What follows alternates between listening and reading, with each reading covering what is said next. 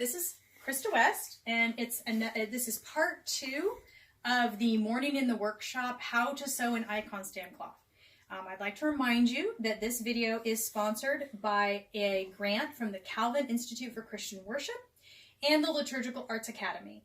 So, in the part 1 video, we just covered sewing the icon stand cover, getting it prepped with the galloon. We sewed the upper bank. We sewed the top bank of galloon and fringe, trimming the fringe away. We then started in the upper right corner and we sewed the entire perimeter of galloon, remembering to set it back because we're going to put fringe down here in a minute. And here we are. Now, I've laid it out on top of my lining, and you'll notice that my lining is actually cut quite a bit larger than my icon stand cover. That's actually how it should be. On the top and the sides, there should be about 1 inch extra. Down here, there should be about 4 inches extra, 3 to 4. We're going to set this and trim it in a bit. I've pinned this. You'll notice I've pinned this about every 12 inches. So I've pinned this all the way through. Okay, so there's a bunch of pins here. Here's a place where we do want to use pins. Okay? Now, I'm going to take this to the ironing board. And I'm going to now press the lining over the brocade. Okay, I'm using those pins to make sure, it's such a long run. I'm using those pins to make sure that I don't actually stretch the lining or the brocade too much. And what I'm doing here is I'm pressing the lining like that. Now, I see a spot up here where it's pressing a little bit beyond the galloon. So I'm going to trim that out just a smidge because you don't want the lining to like wad up over the galloon. And now what I'm going to do is I'm going to tuck this over the brocade, but under the galloon. Now I already have my pins here. So what I'm going to do is I'm going to use my pin. I'm going to move it from where it is there. And now I'm going to set it here. And I'm going to do that all the way along here. And I'm kind of like tucking this up. And I'll do more of that at the machine. And then I'm going to set that like that. Okay, I'm going to go down as far as I can go, like this. Now I'm going to very carefully get the rest of my thing on here. I can't probably fit all of it on my ironing board right now. Most of it I can. And I'm going to, again, kind of set it, make sure that's there. I'm going to press it over the galloon. It's just helpful to, it's funny, I wasn't trained to press it over the galloon. I had a seamstress of mine years ago who was like, well, I just press it over the galloon. It gives it a nice crisp edge. And I thought, wow, that's really smart. So ever since then, I started doing it that way. So, okay. So now I'm tucking it under there. Okay. And you'll notice I'm kind of pulling this a little bit against that lining. Okay. Here we go. Oopsie. Here we go. Okay. Now, what's going on down here? Okay. Now I'm going to come back to this area in a minute. But the first thing I want to show you is when you come along and you're pressing this down here, and actually here's my pin that goes right there, okay? You want to actually angle this slightly in. This is going to be folded up in a minute, and you do not want it, if you don't angle it in, what will happen, let me see if I can show you that, is it will go beyond there, and that's unsightly. So what you do to prevent that happening is here when you're stitching, or when you're pressing, you're going to come to here, and then you're going to angle in about 1/8 of an inch. And it's going to look like that, okay? Now, I don't bother pinning any of that right now. I do put a pin right here. Now, I'm going to very carefully take my icon stand. Now, at this point on, until you have it stitched, you want to handle it very carefully because it's really easy to get it to kind of go off and become kind of out of true. I'm going to do the top section. You're going to have threads. It's okay. Threads are okay. And you're going, and actually here, I see another little area that's a little bit long that I'm going to trim out just a smidge. It doesn't have to be an exact science. You just don't want to have too much bulk there. And here again, I'm going to tuck that under the galloon, but over the brocade. Oh, you're going to have threads, but don't worry about that. We can deal with those as we're sewing. You can try and tuck them in now if you want, but you can also deal with them at the machine. And I'm not using a huge amount of pins because I've done this a lot, but use as many pins as makes you feel comfortable. I mean, if you need to pin it like every 3 inches and that's what makes you feel comfortable, we'll do it. Especially when you're first learning to work with these, more pinning could actually be really helpful. Okay, so there's that. Now I'm going to very carefully do the other side. Now down here, I'm starting at the bottom edge. So I'm going to get as much of it on the ironing board as I can. Personally, I like a cotton ironing board cover when working with liturgical brocades because it really helps keep them from slipping.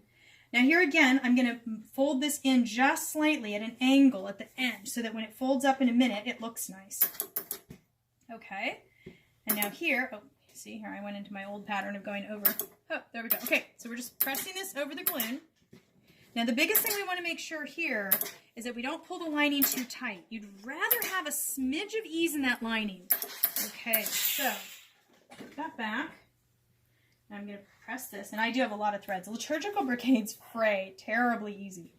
They really, really, really fray. Okay, so we're going to keep doing this, and I'm doing this whole idea of pressing and then repositioning those pins all the way along. Okay. Great. Okay, now I'm going to move and do my next section like this. Okay, and again here I want to make sure that like this isn't pulling too far out. You want to make sure that you've got plenty of ease in that lining, because if there's a little bit more in the back side of the lining, that's okay. You'll never see it. But if the lining gets too tight, it will make the liturgical brocade look bubbly, and it doesn't look good from the right side. Okay, so here I am. Oh, a little note about pressing. Only because this came up at the Liturgical Arts Academy last year, which I thought was kind of funny. If you haven't already learned how to press well as a amateur seamstress, and again, I wanted to be very clear that I don't ever use the word amateur in a pejorative sense. Amateur comes from the Latin amo, to love something. So it means you love something so much that you're doing it and not getting paid for it. So it's actually a really great term. So I use it actually with the highest reverence for the person who wants to sew and do something beautiful for their parish and do it because they love it. So I never use that as a pejorative. But it did come up last year. People commented on my ironing technique. Now, it's really important when you're working with liturgical brocades that you iron with a light hand. And now what I mean by that is that you don't take your iron like this and smash this way. You never want to smash with your iron, and you never want to be pushing forward. When you iron, it's press and lift, press and lift, press and lift. I feel like some, 1950s, I don't know, commercial. But you want to be really careful about never pushing your iron along. You always pick up your iron, position and press, lift, position and press, position and press. You just, if you develop a bad habit of pushing your iron along, you'll notice you have a lot of trouble with bias shift and things being off in your iron, in your sewing. And sometimes it's just as simple a fix as changing your technique when you iron. So always lifting, and you'll notice here, even when I'm doing this, it's hard for you to see with the camera, but I am like floating my iron over that. I'm hitting this kind of like this, and I'm just very lightly doing this. Iron with a really light hand. It's very important. It'll give really nice, a nice finish to your sewing. In fact, actually, I feel like half of sewing is ironing. I feel like it's just such an important skill. And a lot of us don't really learn that when we learn to sew. I actually only learned it when I started my apprenticeship and realized how valuable correct ironing was. Okay, now you'll notice on this, if you were watching the cuff video and you notice that I actually stitched all of my miters independently, you'll notice that I did not do that on the icon stand cover. You can do that if you want, but it's not absolutely necessary. So, it's totally up to you. For me, just as a means of efficiency, I will just start my first pass sewing this and take my miter at the same time. But if you feel more comfortable, in fact, actually, as a beginner at this, oh wait, I forgot one more thing. Whoops, I just realized this. I forgot the bottom. Whoopsie. Then maybe you do want to stitch your miters independently. I'm going to stitch mine at the machine. But again, if you're just starting out, maybe you want to stitch them independently first. That means lifting these away and stitching them. Okay. So now I have the bottom here. What I'm going to do is I'm going to take this bottom section and I'm going to fold it up against the brocade like this. Now I'm going to give just kind of a light press here because I want to make sure I did it right. And so I flip it back and I make sure that I'm pretty close here, and I'm like, oh, I could have gotten a little tighter in a few places. So I'm going to reposition and make sure that it's tight up against that brocade, but not folding the brocade. Okay, there we go. Now I got it. So you're looking for that. Now you'll notice that you have way too much fabric. So what you need to do is very carefully, you need to trim out the extra. What we're aiming for is for the lining to go up under this galloon here. Okay, so you can see when you've pressed it, you've kind of pressed the indentation of that galloon there. Now very carefully, without cutting the icon stand cover underneath, you're going to trim out that lining. This is why you give yourself extra at the bottom, because you want to be able to trim it out. Whoop. Okay, we're just going to set that over there. Oh, and even on that one corner, I feel like that's going to be a little bulky, so I'm going to trim that out just a smidge more, just so I don't have to deal with bulk when I'm at the machine. Now, I'm going to take this section, and I'm just going to go like this and pop it underneath there, and I'm going to put a couple of pins in here. One there. Now, you got to be really careful about these pins. Oh my word, the number of times I have been sewing an icon stand cover, and I've gotten myself with these pins, so be careful there, okay? Now, we're going to go back to the machine, and we're going to sew the perimeter, but before we can do that, we have to sew down this little bit of lining here that's basically creating that really nice little backdrop for the fringe. So I'm going to go and do these first two little seams, and then I'll be able to do the whole perimeter, and then we'll be almost done. Okay, so very carefully, I am taking this here. Now, just depending on what sort of mood I'm in, sometimes I will take the time to change out the top thread and make it like burgundy, but considering that the burgundy is a backdrop for gold fringe, I don't really always feel that that's necessary. But I'm going to sew this little bit of lining down, and here I do back tack. You have to back tack here because there's no way to blend. So here I'm sewing. Now I'm going to show you that. Partly I want to keep the gold on this one here because I want to show you where I'm stitching. And that's what that looks like, is I'm making this little seam here, okay? Then I'm going to go do it on the other side. Okay. Ouch. Yes, and be careful of pins at this point. There's just a lot of pins in this, and it's really tricky. Okay, so here we go. I'm going to stitch that. I'm moving the galloon up out of the way, like that. Okay, there we go.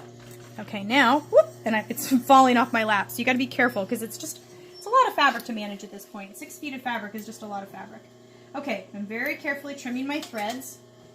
Now, I'm going to take out these, I'm going to move these pins actually. I'll probably just move one right here because it's so easy to get yourself with those, so be careful. Okay, now, starting in the upper right-hand corner, I'm going to sew, well, if I can find the upper right-hand corner, there we go. I'm going to sew the perimeter, okay? Now, I want to make sure at this point that I have my fringe for the bottom edge handy.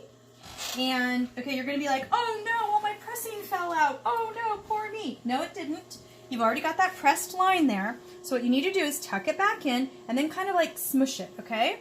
Now, here on this one, like I said, I'm going to take and stitch that false miter, which I probably should have stitched independently, I think. And I've got a little thread there, but I can trim that later.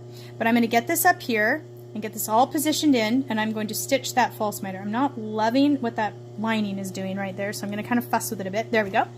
And I'm going to start this way. It's kind of a kill two birds with one stone thing to do the false miter right here. Okay, there we go. And I may actually live to regret that decision, but we'll see. Okay, so I have my pin cushion handy. Now here, what I'm doing is on this side, I'm finding the next pin, and I'm making sure that lining is getting tucked up under that galloon, and not too much of it is getting pulled out. And I'm kind of pulling fairly taut. And then I'm also going to use every 3 or 4 inches. I'm going to put use my machine needle. But one of the things I'm doing is I'm going onto this side of the cloth, and I'm pulling just gently there so that I get a little bit of lining showing, but not too much. And then as soon as I get to a pin, you'll notice that the galloon is already starting to want to mound up a bit. So the minute I get to the pin where everything's kind of locked and loaded and I don't have to do much there, I put a little pleat in. Now, I'm very careful with my machine never to run over pins. That's really important with an industrial machine. Okay, then I'm also like just fussing with that again. I'm kind of pulling it against the brocade. And then I'm going to go about another 5 or 6 inches and put another pleat in. The galloon will kind of tell you. Learn to listen to the galloon. Be a galloon whisperer. And you're going to find that you'll You'll know when that glue needs a little pleat in there. But you've got to put those ease pleats in, and they've got to go in about every 6 to 8 inches. This is slow, okay? So this is just slow, kind of fussy work, just stitching around this perimeter. Sometimes I can get that going on. Sometimes you can kind of stretch it a little bit, but usually you still have to put that little pleat in every, again, 6 to 8 to 10 inches. You've got to have that little ease pleat in, because the balloon otherwise is just going to be a monster to work with if you don't stay on top of it. Now, at the same time, I'm tucking in like all my raw edges. I'm going to miss a couple of them and have to trim them to the machine, but I'm trying to get as many of them in as I can. I'm pulling that up against there. Okay, here we go. Always sinking my needle when I reposition. Okay, here I'm pulling against it. Same thing. Just doing this whole thing all the way around. Okay.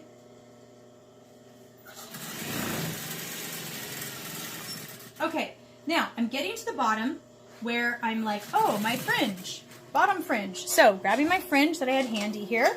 Now I'm going to set this fringe in here, and I want to make sure that I don't have any like kind of ugliness like this that I need to trim off. So I'm going to trim off anything that needs to be trimmed off. Kind of get that out of there. I'm going to usually set the fringe in just a smidge in, because otherwise you get little weird fringe threads coming out and they just don't look nice. And I'm now going to hold down with the machine needle. I'm going to go to right there. I'm going to sink my needle and very carefully turn my icon stand cover, very carefully, because remember, one whole side isn't all the way sewn yet. So very carefully move that around, get it positioned, make sure I don't have any bubbles or weirdnesses or anything going on. And then I'm going to start stitching that bottom edge of the fringe into the icon stand cover like this. Okay? I want to make sure, as much as possible, when you're working on a longer piece of fabric like this, you want to make sure that you keep it as flat as possible during the sewing process. It just keeps you from making mistakes. It's not always possible to keep it really flat, but you want to aim to do it as much as possible. And then also remove that pin. Oh my word, so you don't get yourself. Now, I'm just going to keep doing this all the way across, like this. Make sure at this point that you don't lose it all the way down the other side of your table, because that's what happens to me, and it's like, whoop, there it went. Okay, so now I'm getting all the way to the end here, and you'll notice that I have more fringe than I need, okay? So what I'm doing, oh, and you'll notice too that we set the fringe in such a way that there's a little bit, like a 1/4 of an inch or so, maybe a little bit more of that, of the lining showing. You actually want that because it protects the fringe over time.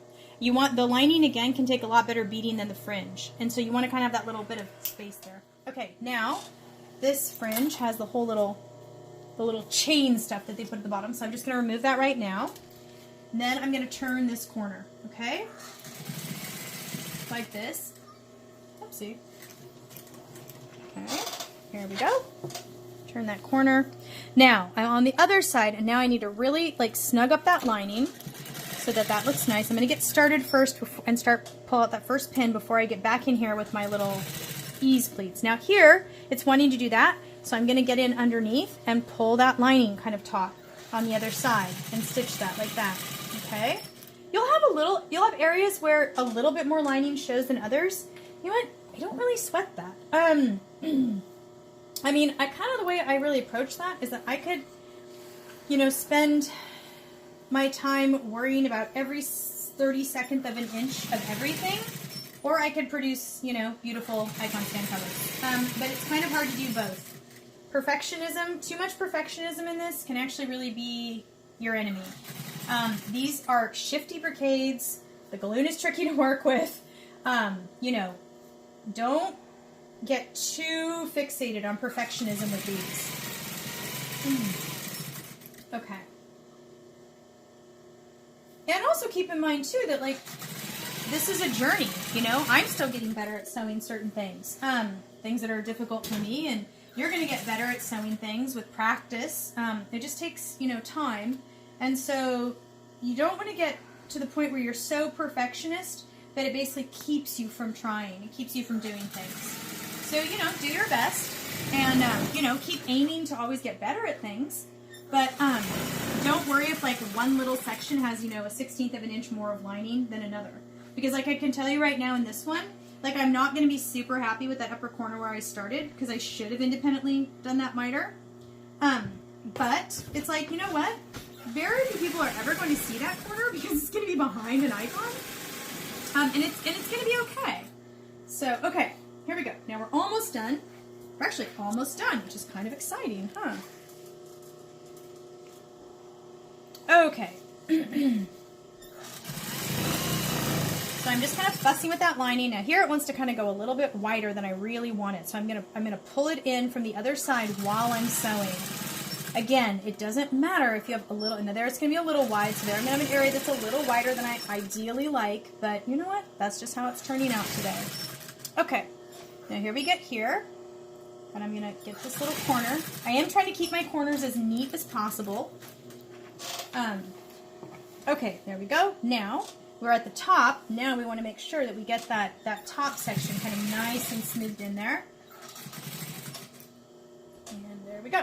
Okay, I'm kind of fussing with that to get that to lay flat. It's not wanting to lay real flat, but there we go.